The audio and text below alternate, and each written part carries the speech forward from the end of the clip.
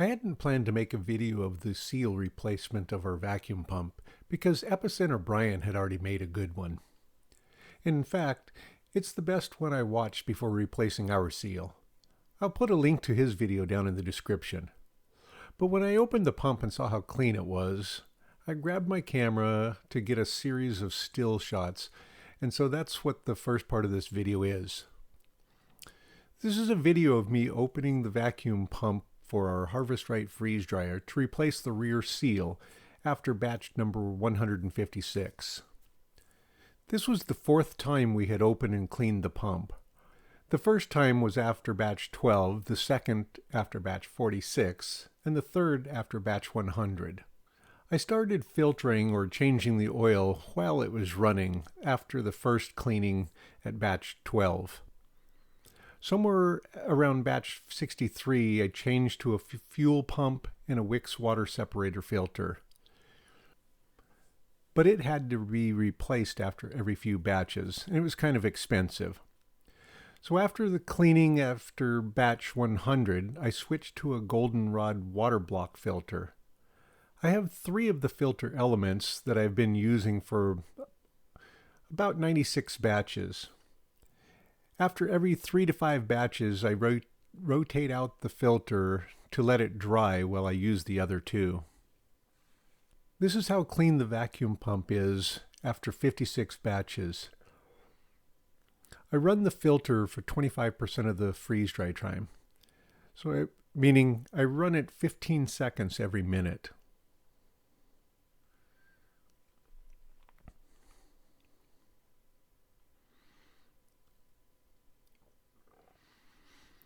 As my oil filter system gets better, the freeze dryer maintenance becomes easier. Harvest right now has an option for an oil-free vacuum pump. But for me, I'm going to stick with the one that we already have. The extra expense just isn't worth it right now.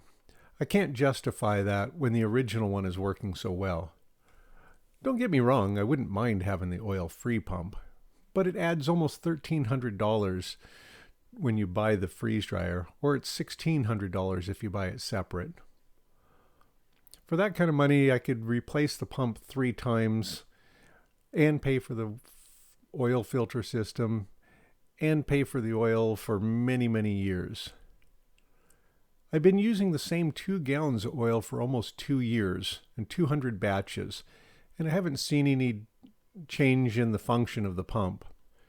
The oil looks the same as it did now as it did after the first few batches, and it seems to be working fine. It still gets down to below 2,500 milliliters in about 3.5 minutes, and it still gets down to below 500 in about 4.5 minutes. The only reason I'm even low on oil now is because I didn't have it set up well and I spilt it a few times. I think that the 2 gallons would get you at least 400 to 600 batches. I have a filter wrench. And here's a quick video piece of me changing the oil filter on the pump that we're using now. I still want to change it out a little bit more and use a paper towel type filter to keep the cost even lower.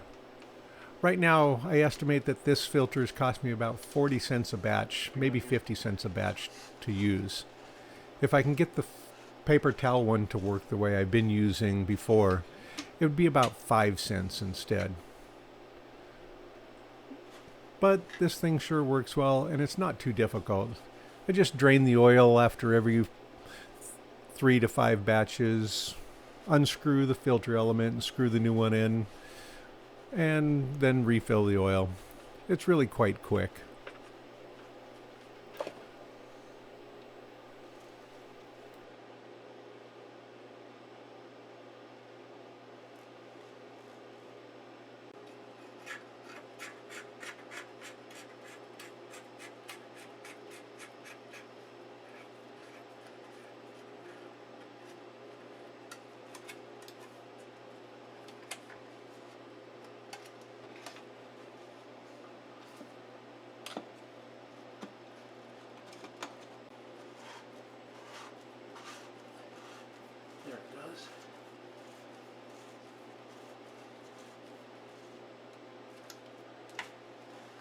way. Now if it seals, it'll be okay.